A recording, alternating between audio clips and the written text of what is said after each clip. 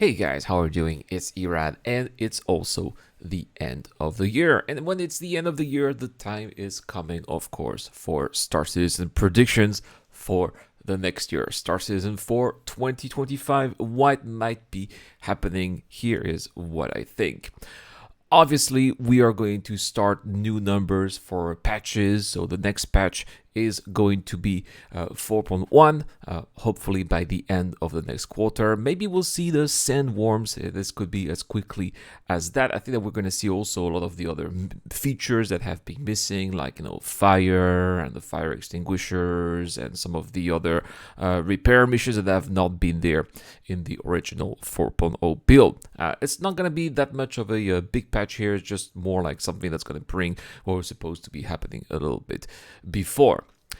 I think that in 2025 we are going to see also new star systems. I think it's going to be quite a change compared to what we have been accustomed to. It's been the road to Pyro for so many years now at this point, but now it's not the road to Pyro anymore. It's there now. It's the road to Nyx. It's the road to Castra. It's the road to Terra. We're gonna see those star systems. Not all of them. I think Nyx is definitely the next one, because it's already almost done. By the time SeasonCon was done, it was already in gray box phase. They are probably now pushing to final art, and we should get to know more about the status of the Nyx system by the time we get the next monthly reports early next year. We're going to see Castra. That's going to be a little bit more difficult because Castra is a terrestrial world, closer to Earth than Hurston is. So it's going to have different biomes. It's going to have a brand new landing zone. We've seen that CIG are quite good at creating new landing zones pretty quickly now, as we saw with the refactorization of Lorville. But it seems like Sherman is quite a challenge because it's on the heights of the mountains. So we'll see how CIG does that. I don't think we're going to be seeing Terra in 2025. That's too much of a far stretch there. We will see it at CitizenCon. Perhaps we'll see an early white box phase, but I don't think that we're going to see much more of that. I think that Terra is more for 2026 than 2025.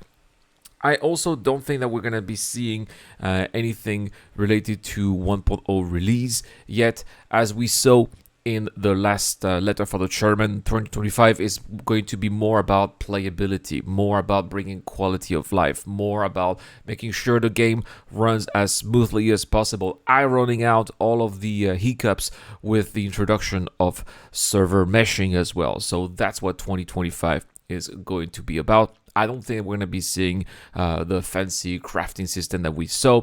Base building is probably not going to come also this year. I'd be very surprised if it comes perhaps at the end of 2025, but I see that more coming in 2026. It's more about new locations, new features, quality of life, ironing out bugs, right? It's already a lot that's on the platter that's coming with 4.1 or 4.2, some of the features that were canceled that still need to come, right? The resource management system is also going to be a lot to iron as well. So that's probably what we're going to be seeing here. In terms of ships, I think that pretty much everything was already shown in terms of ships. CIG did say that after they are done with RSI, they are going to be moving to Drake. It's quite sad here for people who want to have the Crusader Genesis or the Banu Merchantman. We're not going to be seeing of those, unfortunately.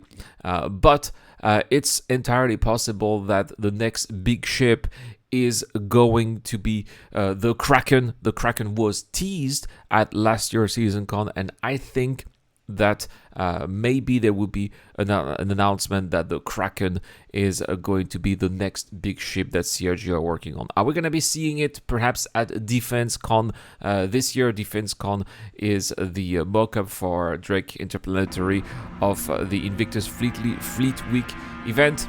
Perhaps maybe they are going to roll out the Kraken the way that they have rolled out the Polaris, and if they can pull this off, I think that a lot of fans would be very happy. We're going to be seeing other big ships like the Perseus, for example, which makes sense. Once the Polaris is done, lots of the parts made for the Polaris will be also done for the Perseus, and I think that overall they are going to be making a push for all of these big ships that need to be released and that have not been released, unfortunately. Now, they said that they are going to be working on Drake after they finish RSI. There was no mention, unfortunately, of the Orion, which I think is unfortunate. It would be great if we could have this large mining platform, but server meshing was obviously needed for that. Server meshing is here, so how are they going to handle that? Is perhaps the Orion too much to handle for the economy, the mock-up economy system that we have right now? Are they waiting perhaps for the full economy system? That also remains to be seen. Speaking of the full economy system, we were told also that it's ready. Benoit Beauséjour confirmed that on a couple of occasions here, but they were waiting for server meshing. Were they waiting for static server meshing, or were they waiting for dynamic server meshing? I think that this is something that will be answered this year as well. So there we have it, guys. These are my predictions for 2025. Nothing too fancy. I think a lot of gameplay ability, quality of life, new ships coming in, but nothing too crazy. No Terra. I don't think Castor is going to be coming, and no, we're not going to see any of the crafting mechanics. But I think that SeasonCon will bring us more down to earth gameplay, more concrete situations based on what we saw this year, right? In 2024, I think SeasonCon was more about concepts.